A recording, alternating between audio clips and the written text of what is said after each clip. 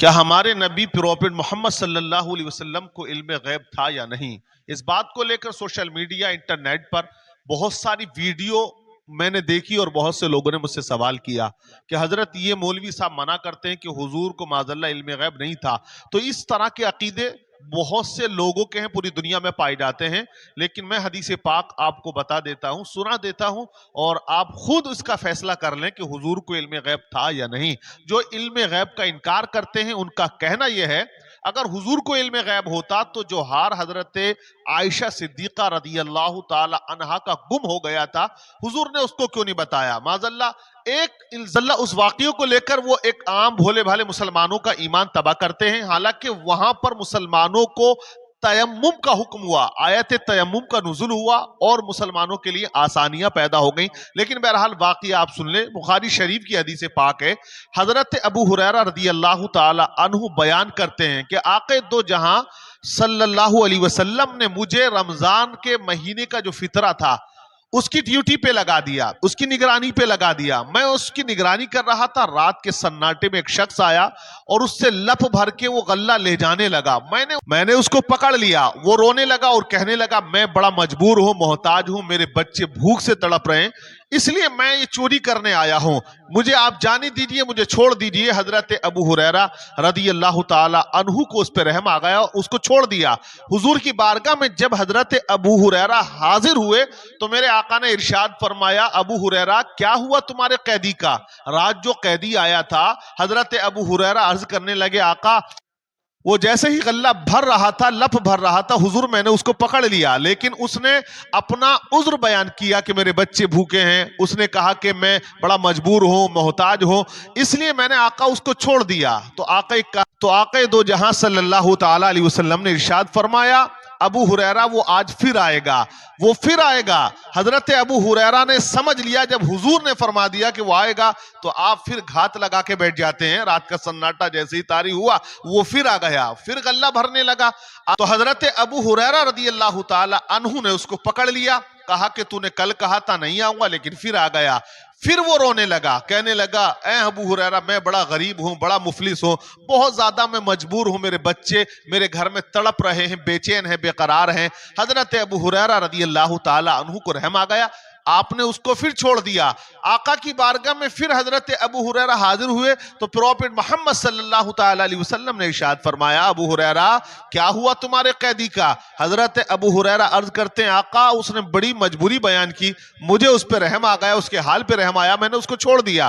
تو آقا نے ارشاد فرمایا ابو ہریرہ وہ آج پھر آئے گا، آج پھر آئے گا۔ حضرت ابو ہریرہ رضی اللہ تعالیٰ عنہ سمجھ گئے کہ جب حضور نے فرمایا تو ضرور وہ آئے گا، پھر گھات لگا کے بیٹھ جاتے ہیں۔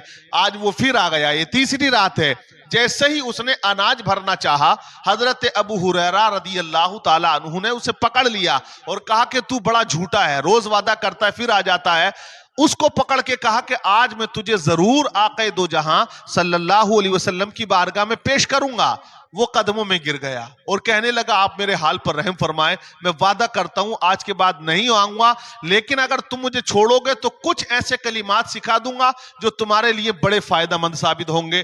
ایسے کلمات بتا کے جاؤں گا، اگر وہ پڑھ لو گے، بستر پر لیٹنے کے لیے جاؤ گے تو اللہ تبارک و تعالیٰ کی طرف سے ایک محافظ آئے گا، وہ تمہاری پوری رات حفاظت فرمائے گا۔ اس نے تو حضرت ابو ہریرہ رضی اللہ تعالی عنہ نے فرمایا وہ کون سے کلمات ہیں؟ تو اس نے کہا کہ آیت الکرسی کو آپ جب پڑھ لو گے، اللہ لا الہ الا ہو، مکمل آیت الکرسی پڑھو، اس آیت کو پورا پڑھو، رات کو بستر پہ جب آپ لیٹنے جاؤ تو اللہ کی طرف سے آپ کی حفاظت ہوگی۔ وہ یہ کلمات سکھا کے بتا کے وہاں سے چلا جاتا ہے۔ حضرت ابو ہریرہ رضی اللہ تعالی عنہ آقا کی بارگاہ میں حاضر ہوئے، آقا دو جہاں نے ارشاد فرمایا ابو ہریرہ کیا ہوا تمہارے قیدی کا؟ تو حضرت ابو ہریرہ رضی اللہ تعالی عنہ نے عرض کیا حضور وہ پھر آیا تھا، میں نے اس کو پکڑ لیا، لیکن اس نے مجھ سے وعدہ کیا اب نہیں آؤں گا، اور اس نے مجھے کچھ کلمات سکھائے اور کہا کہ اگر تم یہ پڑھ لو گے تو اللہ تمہاری حفاظت فرمائے گا۔ حضرت ابو ہریرہ رضی اللہ تعالی عنہ نے جب آیت الکرسی کا ذکر کیا تو آقا دو جہاں صلی اللہ علیہ وسلم نے ارشاد فرمایا ہے تو وہ بہت بڑا جھوٹا، بہت بڑا مکار، بہت بڑا دغا باز، لیکن بات وہ تمہیں سچی بتا کر گیا ہے, جو کلمات تمہیں بتا کر گیا ہے وہ بالکل صداقت پر مبنی ہے. آقا کریم نے ارشاد فرمایا, ابو ہریرہ تم جانتے ہو وہ کون ہے؟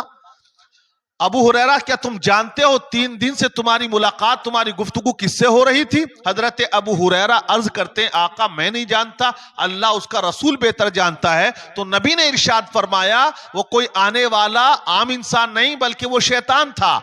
وہ شیطان تھا, 3 دن تک تم نے جس کو پکڑا وہ شیطان تھا, جس سے گفتگو کی وہ شیطان تھا. تو اس حدیث پاک سے پتہ چلتا ہے کہ ہمارے آقا کو علم غیب تھا. آج جو انکار کرتے ہیں حضور باخبر تھے, ارے تبھی تو آپ نے جان لیا کہ آنے والا کون ہے, ملاقات کس سے ہو رہی ہے, رات کے سناٹے میں ہو رہی ہے. جو خبر کسی کو نہ تھی وہ ہمارے آقا کو تھی. تو آپ اندازہ لگائیے, یہ ایک واقعہ نہیں ہے, ایسے بے شمار واقعات ہیں جو آقا کریم صلی اللہ علیہ وسلم کے علم غیب کو ثابت کرتے ہیں اور بتاتے ہیں کہ اللہ نے آقا کریم کو علم غیب عطا فرمایا. اور قرآن پاک میں ہے, وما ہوا علی الغیب بضنین, کہ وہ علم غیب بتانے میں بخیل نہیں ہے. لیکن آج کچھ لوگ جو ہیں وہ لوگوں کی ذہن کو خراب کرتے ہیں, ان کے ایمان و عقیدے کو برباد کیا کرتے ہیں. تو اس لیے ایسے لوگوں کے چکر میں نہ آئیں. اگر وہ کہتے ہیں تو علماء حقہ کی بارگاہ میں لے کر جائیں اور پھر ان سے کہیں کہ آپ جو دلیل دیتے ہیں آپ بات کریے گا, کیونکہ بھولے بھالے انسان کو بھٹکانا, گمراہ کرنا یہ بڑا آسان ہوتا ہے. بہرحال جو کوئی یہ کہے کہ علم غیب نہیں تھا معاذ اللہ, تو اس سے کہیں کہ اور کوئی غیب کیا تم سے نیہا ہو بھلا, جب نہ خدا ہی چھپا تم پہ کروڑوں درود. آپ کیا کہیں گے, آپ کا کیا عقیدہ ہے, کامنٹس کر کے بتائیے گا, ویڈیو کو شیئر کیجئے. میں غیب کا علم نہیں جانتا. علم غیب جانتے تھے یا نہیں جانتے تھے؟ اللہ کے رسول صلی اللہ علیہ وسلم غیب نہیں جانتے تھے.